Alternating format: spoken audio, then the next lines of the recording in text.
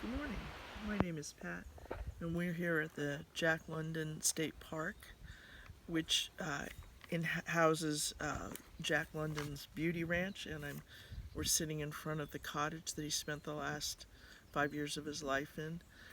I'd like to start this out with a quote from Jack London, and then we'll talk a little bit about him. This is a relatively famous quote called the Credo. I would rather be ashes than dust. I would rather my spark should burn out in a brilliant blaze than it should be stifled by dry rot. I would rather be a superb meteor, every atom of me in magnificent glow, than a sleepy and permanent planet. The function of a man is to live, not to exist. I shall not waste my days in trying to prolong them. I shall use my time. And if anybody used their time, it was Jack London. He was a noted American adventurer and author.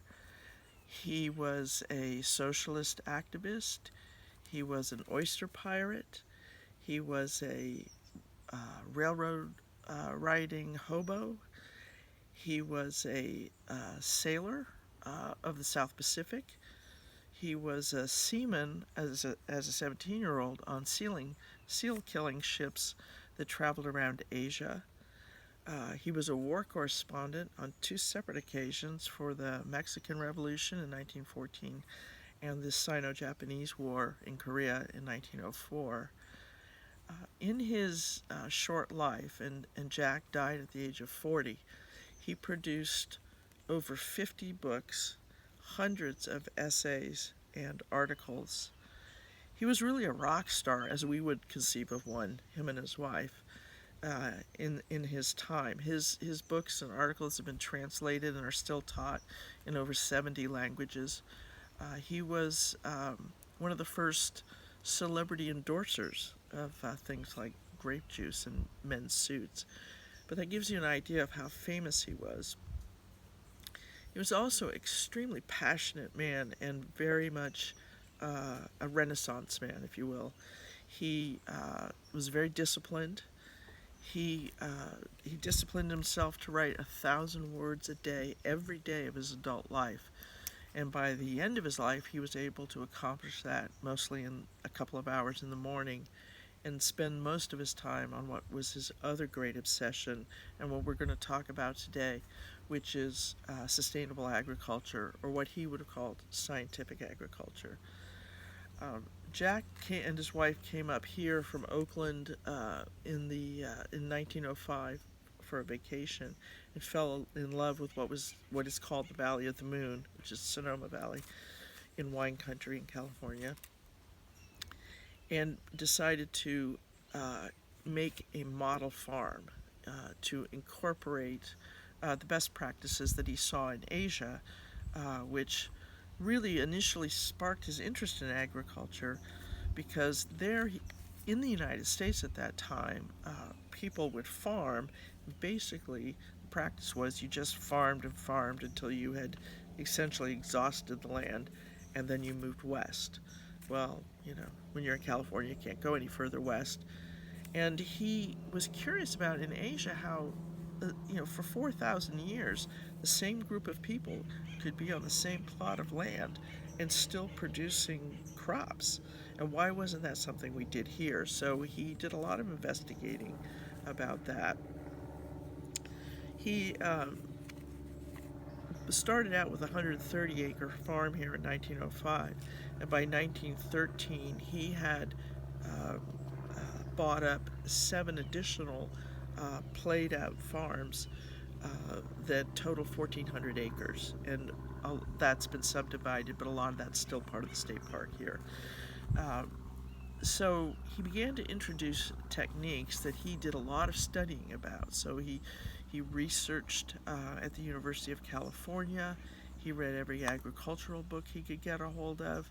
He looked at magazines. He conferred with Luther Burbank, who was a famous horticulturalist who lived in Santa Rosa, which is near here, and began to implement things like he had a great respect for biodiversity, and really, there was a lot more biodiversity in agriculture back at the turn of the 20th century. But he began to grow fruit trees, potatoes, table grapes, alfalfa, hay. He had pigs, goats, horses, chickens. He had a wide breadth of crops and animals here. And so he implemented a concept that, to quote him, I took nothing off the ranch.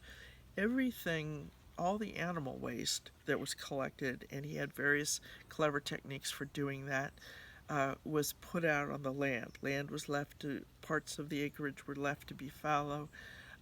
Part of them had this, what they call green manure, where a cover crop that's nitrogen fixing is tilled back into the soil, bringing manure and spreading what he had devised a system of liquid manure that would come from his dairy barns and his cattle barns and his horse barns and was spread out onto the crops and onto the land.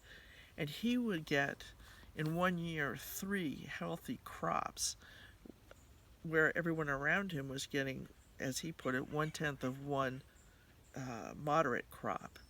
So it really paid off, and it really showed he knew what he was doing. And these techniques began to have other people open their eyes. He was also very invested, and he was known as an animal rights activist. He was very invested in humane livestock treatment.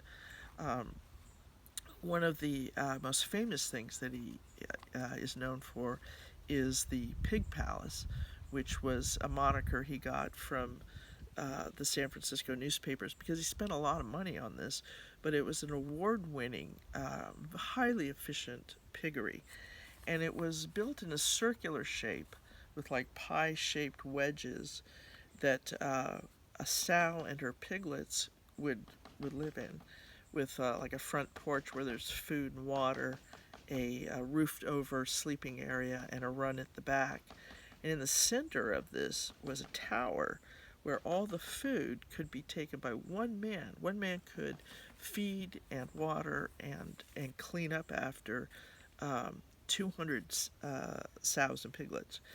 Um, and so that won a lot of architectural awards, and it was radical in its concept at the time. Um, he raised prize-winning beef and dairy cattle. The pigs were Durocs, which are European pigs, but top of the line. He became enamored with Shire horses and bought the prize-winning Shire horse, whose name escapes me, from the Great California Expo of 1906, and bred a line of Shire horses as well. Um, so Jack brought to California a really eye-opening look at how regenerative using sustainable agricultural practices could be. He was the first to he built the first concrete silos west of the Mississippi and collected green feed and plant matter. The corn went to the pigs. All the other leafy materials from his neighbors and himself turned into silage, which became animal feed. He made some blunders.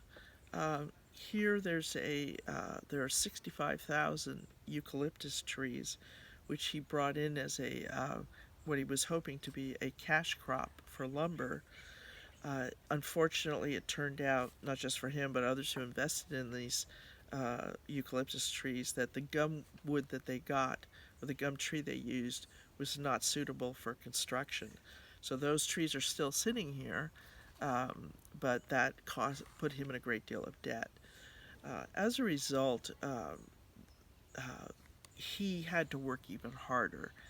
And as I said, I think he spent hours every day writing, and his writing was to promote the farm, the model farm, and his theories of agriculture were his obsession of the last decade of his life.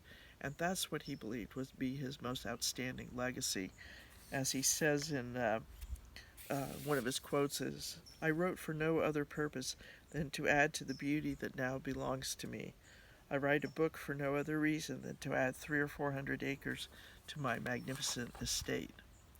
He put in a lake, which he used for irrigation and also recreational purposes. Um, at the time this was all going on, he also was building a massive stone mansion called the Wolf House, which cost him what would be in excess of $2 million today to create, which unfortunately burned to the ground 2 weeks before they were supposed to move in. And that also devastated him economically and also emotionally. So, in the last few years of Jack's life, he had many health problems. A lot of it were from diseases he picked up traveling around the South Pacific and elsewhere. Also, he was quite the drinker, and the partier. Um, but he developed fatal kidney disease, and on November 22nd, 1916, he died in this cottage behind me on the sun porch of renal colic. He was only 40 years old. And as he said in the credo, he wanted to go out in a blaze, and he certainly did. He did more in 40 years than many people would do in several lifetimes. But his proudest legacy, and the thing that's least understood or known about him, was his theories and practices of advanced agriculture and biodiversity. So I'd like to close with one more quote from him. Let's see. Sorry about that. Oh, here we go. He said, "When I go in silence, I want to know that I left behind me a plot of land which, after the pitiful failures of others, I have made productive. In the solution of the great economic problems of the present age, I see a return to the soil. I got into farming because my philosophy and research taught me to recognize the fact that a return to the soil is the basics of economics. I see my farm in terms of the world and the world in terms of my farm." And this is particularly relevant nowadays as we, are looking at running out of food and sustainable agriculture for the future, for booming population growth. That a return to the soil and a return to sustainable agricultural practices is probably what's going to save our species. I hope you enjoyed this talk. I enjoyed giving it, and I'm glad you got to hear a little bit about some of the most underrated aspects of the greatest celebrity in American literature, Jack London. Thank you.